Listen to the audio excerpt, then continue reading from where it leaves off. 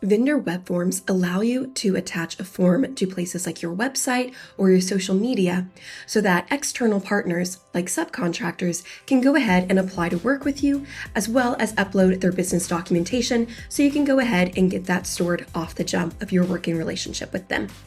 To access your web forms, first go into your settings, and then from your settings, enter the Web Forms tab. Here, you're going to be able to create customer and vendor web forms. To go to your vendor web forms, you can go to this orange New Vendor Forms tab and then click into Plus Form.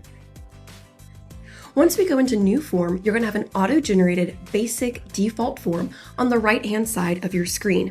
And then here in the center, we're going to be able to customize what custom fields we're using here. First of all, we're going to give this web form a name, and this is an internal facing name, so this is just for you and your colleagues. So this way you can differentiate amongst all your web forms. Here, I'm just going to say subs social media. Then we get to choose which fields are turned on and off and what order they appear on the form. The list you're seeing right now, this email, office phone number, the name, these are the automatic fields set up by default. We can go ahead and change these as well as add in custom fields. So right here, I think that name should come up first, and then name might be a little confusing. Your vendor might think, well, are they asking for my name, John Smith, or are they asking for my business name? I can go ahead and type your first and last name. Now internally, this field is still going to show up as our data name, just contact name.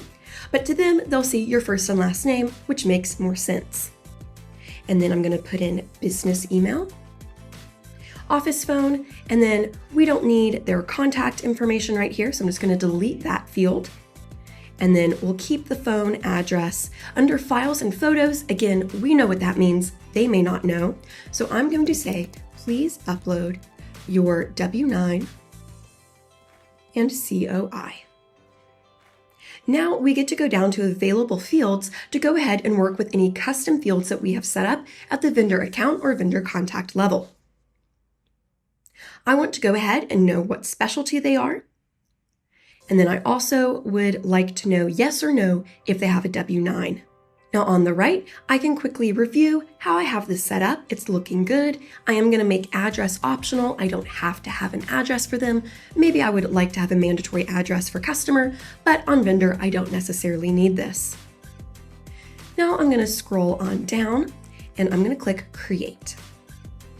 Once this has been created, I get two link options here on the right, copy hosted link or copy embed link. This embed code is CSS coding.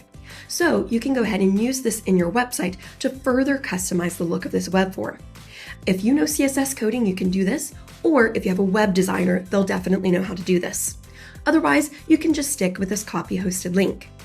But there's still a few more actions I want to take here.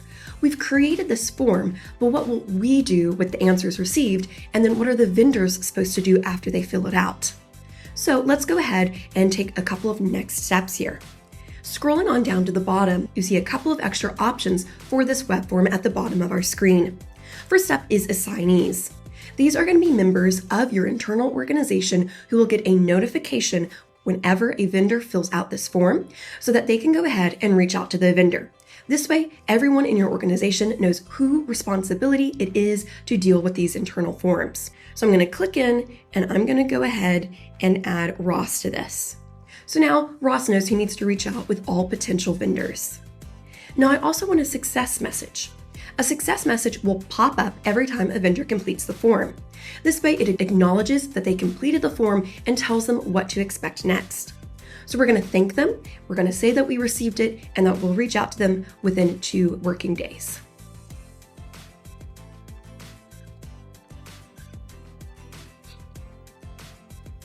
And then a success URL. Where do we want to reroute the vendor from here? Right now, they're motivated to work with us, so we want to capitalize on that motivation. So I would go ahead and direct them to maybe your portfolio page so that they can get to know the sort of work that you do even better. Or maybe you want to reroute them to a background check page to go ahead and get a background check on them and move this process of vendor vetting along. Right now, I'm just going to put in JobTread's website. Alrighty. So now that I've updated these next steps, let's go ahead and look at what we just created. If I copy this hosted link, and then I go into my website and look at it, here's this web form. It's in my organization's colors with our logo, with all the phrasing that I want to capture the data.